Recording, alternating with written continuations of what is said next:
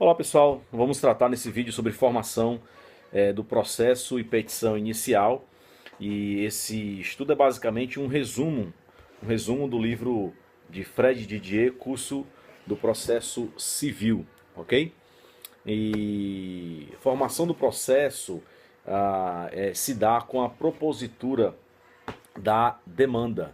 A data do protocolo da petição inicial é a data do início do processo. A partir daí, o processo já existente, ele começa a se desenvolver com a prática de novos atos, que pode ser o despacho da petição inicial, a citação, a resposta do réu, o saneamento do processo, a produção de provas, decisão, recursos e etc.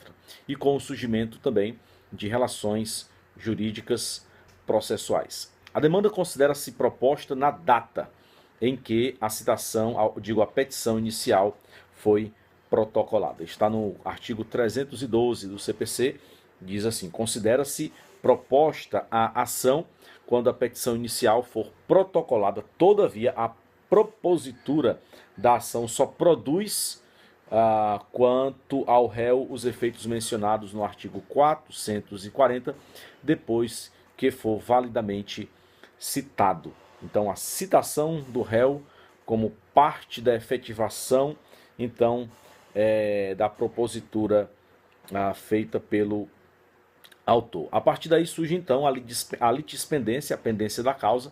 Isso quer dizer, por exemplo, que a alienação da coisa litigiosa não altera a legitimidade das partes, conforme o artigo 109 do CPC. Para o réu, no entanto, a litispendência somente produz efeito a partir da sua citação, conforme nós já havíamos mencionado. Petição inicial e demanda. A relação entre petição inicial e demanda é a mesma que se estabelece entre a forma e seu conteúdo. Do mesmo jeito, ou do mesmo modo que o instrumento de um contrato não é o contrato, a petição inicial não é a demanda. A demanda é ato jurídico que requer uma forma especial. A petição é a forma da demanda, é o seu instrumento, e a demanda é o seu conteúdo, é o conteúdo da petição inicial. Costuma-se dizer que a petição inicial é um projeto da sentença. Contém aquilo que o demandante almeja ser o conteúdo da decisão que vier a acolher o seu pedido. Vamos então agora para os requisitos da petição inicial. O primeiro requisito é o da forma. Ela deve ser escrita, deve ser datada e assinada. Admite-se a postulação oral nos juizados especiais cíveis, pedido de concessão de medidas protetivas de urgência em favor de mulher que se afirma vítima de violência doméstica ou familiar, no procedimento especial da ação de alimentos, e esse procedimento especial trata da prisão, do pedido de prisão, e mesmo assim a postulação oral sempre acaba, né, no final das contas, por reduzir a termo escrito. Então, só para lembrar, a possibilidade da forma não ser escrita, quando se tratar sobre violência doméstica ou familiar, juizado especial, e em questões ligadas com ação de alimentos. A assinatura de quem possua capacidade postulatória também é um requisito. A petição inicial deve ser acompanhada da assinatura do advogado, regularmente inscrito na OAB, ou do defensor público, ou mesmo do Ministério Público. No entanto, há hipótese em que o leigo também terá a capacidade postulatória para a propositura, né? Então, primeiro é a ação de alimentos, depois habeas corpus, juizados especiais cíveis e pedido de concessão de medidas de urgência em favor da mulher em face da violência doméstica ou familiar. Então, nesses 4 casos, muito parecidos com a exceção da forma escrita da petição inicial, nesses 4 casos aqui não há a necessidade de um advogado assinar a petição inicial, né, em caso de alimentos, habeas corpus, juizados cíveis especiais e questões ligadas com a violência da mulher. A petição inicial deve conter a indicação do endereço eletrônico e não eletrônico do advogado e deve vir acompanhado também da produção, segundo o artigo 287 do processo civil. Indicação do juízo aqui é dirigida, né? Então ele está fazendo uma petição, essa petição é dirigida para alguém. Então é necessário, então faz-se necessário também essa indicação. O autor deve indicar o juízo perante o qual formula sua pretensão, observando então as regras do artigo 319, que diz: a petição inicial indicará, diz lá no inciso 1º, o juízo aqui é dirigida. Por exemplo, o senhor, excelentíssimo senhor juiz de direito da vara de família da comarca de Juazeiro do Norte, Estado Federado do Ceará. Então, o endereço para o qual se destina então a petição inicial. Qualificação das partes também é um requisito da petição inicial. O demandante apresentará a devida qualificação das partes, tanto dele como também do réu. Isso envolve nome, prenome, estado civil, existência de união estável, profissão, CPF ou CNPJ, e-mail, domicílio e a residência do autor e também do réu. Tudo isso está lá no artigo 319, no inciso 2º do CPC. A intenção aqui é evitar que pessoa diversa da queixa ela seja atingida, bem como verificar a incidência de novas, ou digo de normas, que aproximam outras pessoas para um dos polos. Então, litisconsórcio necessário de pessoas casadas, domicílio necessário de funcionários públicos, exigência de caução às custas para os autores estrangeiros ou nacionais não residentes no país, análise sobre a concessão dos benefícios da justiça gratuita.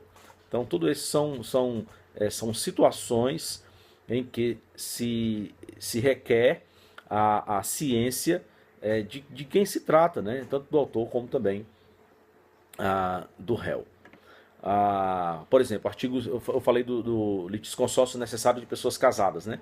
Aí está lá no artigo 73 que o cônjuge necessitará do consentimento do outro para propor a ação que verse sobre direito real e imobiliário. Então, se não coloca lá casado, ou se não estiver solteiro, se a pessoa mentir, como o juiz requererá então a citação da outra parte, né, do cônjuge. Então, por isso a importância da qualificação tanto do autor como também do réu. Uma observação aqui é que, quando ignorada uma dessas circunstâncias, deve o autor declinar esse fato na petição inicial. É possível demanda contra a pessoa incerta, quando se deve proceder a um esboço, pelo menos, de identificação, pelo menos uma ideia, né? Bem como será requerida a citação editalícia. Há situações quase impossíveis também de observar essas exigências, que é, por exemplo, o litisconsórcio passivo multitudinário. Isso porque subsiste um número indeterminado de pessoas no polo passivo.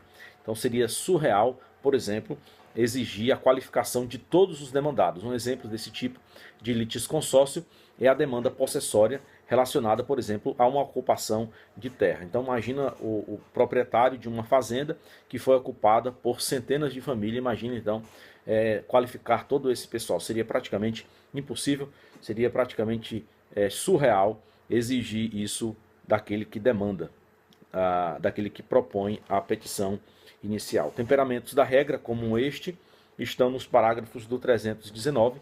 Em resumo, na impossibilidade, o autor poderá requerer, por exemplo, ao juiz diligências necessárias à obtenção dessa qualificação, que a petição inicial, outra opção, não seja indeferida, se a despeito da deficiência da qualificação seja possível, por exemplo, a citação do réu. Então você não tem todas as informações da qualificação, mas o mínimo que você tem é possível a citação do réu. Em terceiro, sua mitigação caso o atendimento às exigências da qualificação, conforme o artigo 319, torne impossível ou excessivamente oneroso o acesso à justiça. Um outro requisito também é a causa de pedir.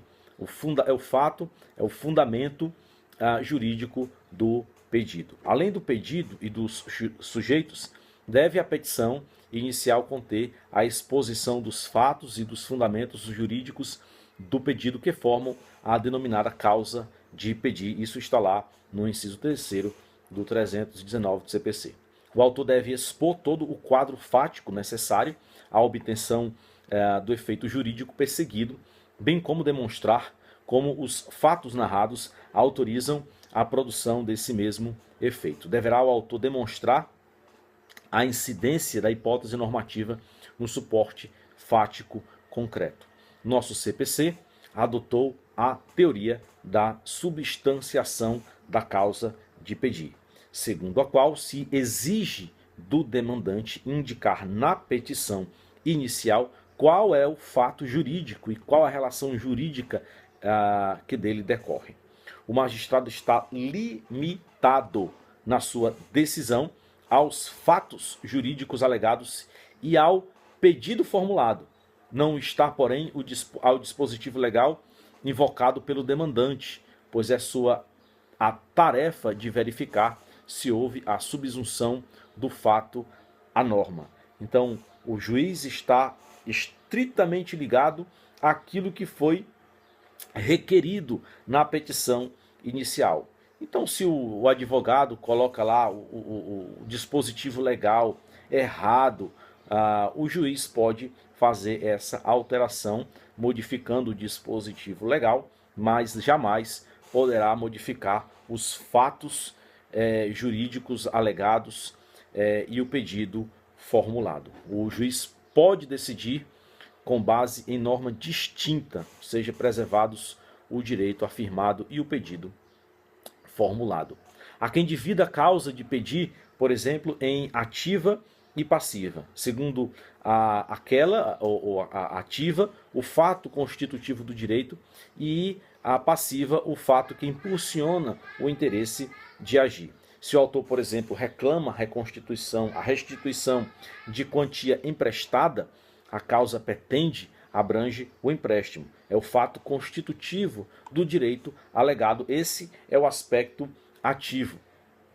E o não pagamento da dívida no vencimento, que é o fato lesivo do direito alegado, esse é o aspecto passivo, então, da causa de pedir. Observe-se que tanto a causa ativa como a causa passiva são englobadas pela chamada causa de pedir remota.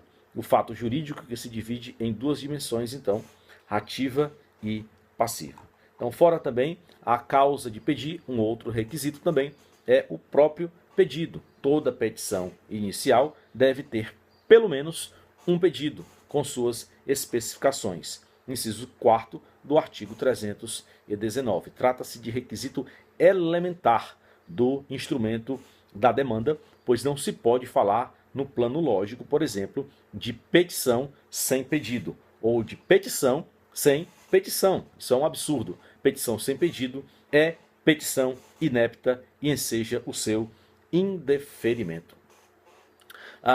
Um outro requisito também da petição inicial é a atribuição ao valor da causa. Em toda petição inicial deve constar o valor da causa, cuja fixação será o que dispõe os artigos 291 ao 293 do CPC.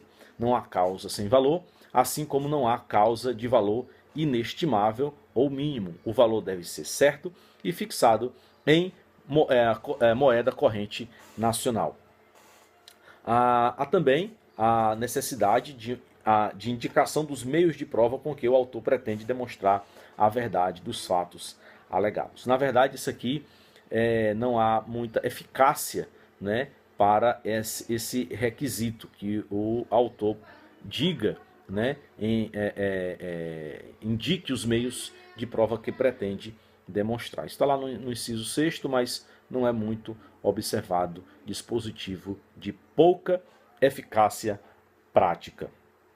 Há também a opção, é um outro requisito, pela realização ou não da audiência de conciliação ou mediação. É o inciso 7º do artigo 319. O autor tem de manifestar a sua opção pela realização ou não de audiência preliminar de conciliação ou mediação. Se ele puser lá na sua petição esse detalhe, o juiz deve observar se ele se predispõe a ter a audiência de conciliação. Se ele silencia, ele já está dizendo, a grosso modo, que ele se dispõe a participar, a se submeter à audiência de conciliação e mediação. Documentos também indispensáveis à propositura. Como regra, deve-se produzir a prova documental no momento da apostulação. Cumpre também observar, é possível a produção ulterior de prova documental, artigo 435. É possível o autor requerer a aplicação analógica do artigo do parágrafo 1º do 319, para que o juiz tome diligências necessárias à obtenção do documento.